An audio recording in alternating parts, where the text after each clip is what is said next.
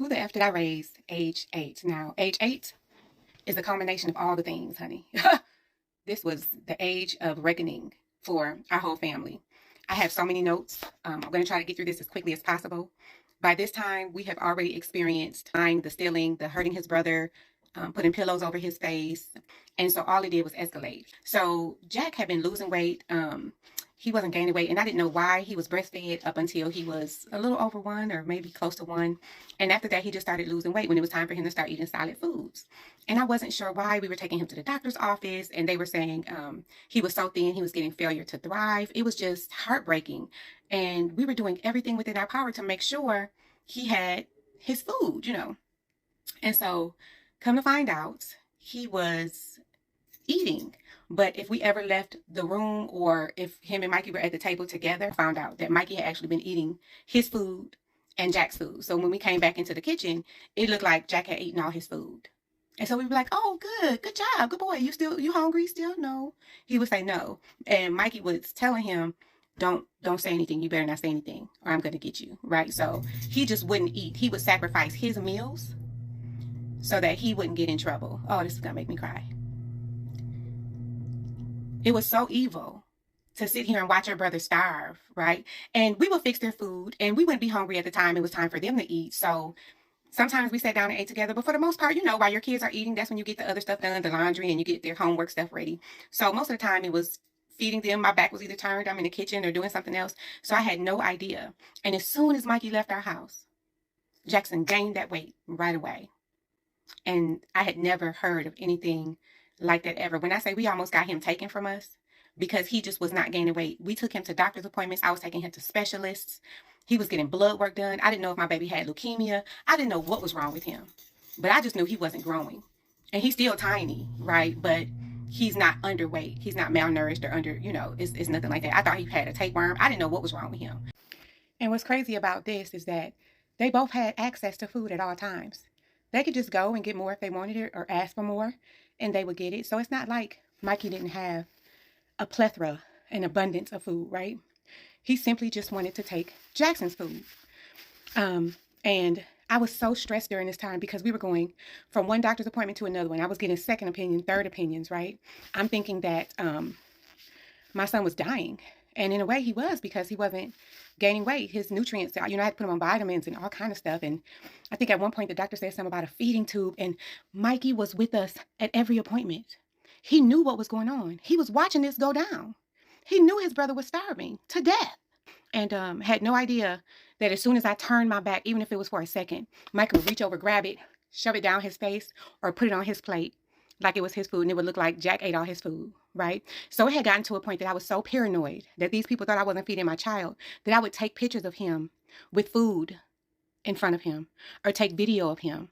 And I would be so stressed going to the doctors. I would get migraines. I would get sick, nauseous, because I was just so afraid of what the doctor would say. And it had gotten to the point to where my husband was like, look, my wife is a great mother. He's talking to the doctor at this point. My wife is a great mother. She feeds our son. I feed our son. Whatever is happening with him, it has nothing to do with us.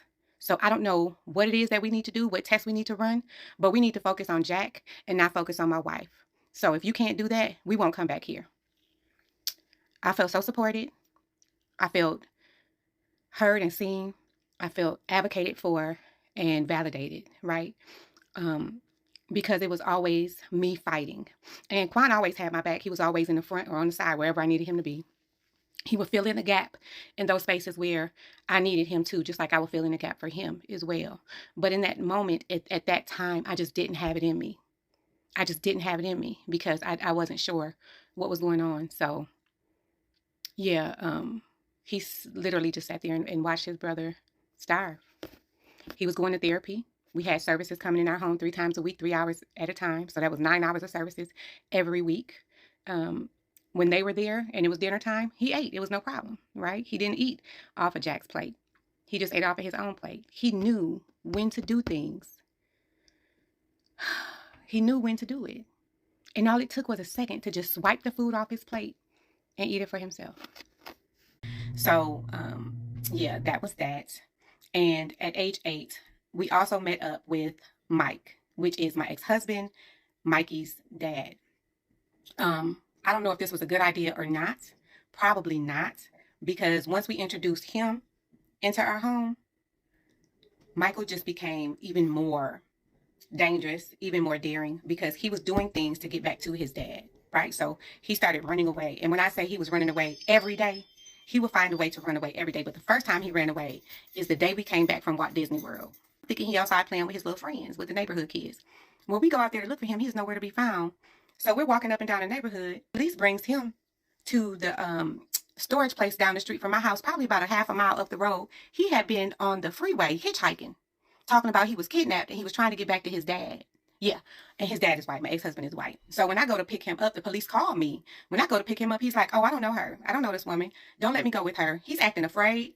And I'm first of all devastated. I'm happy to see him. I'm happy that he's okay.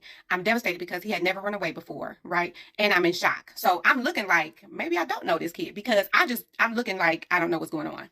So anyway, I'm like, "Michael, quit playing." I'm like, "His name is Michael, this, that, you know."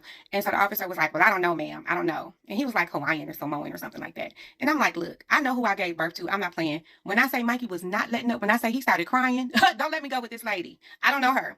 I called the babysitter. "Hey, I need you to come and get Jack."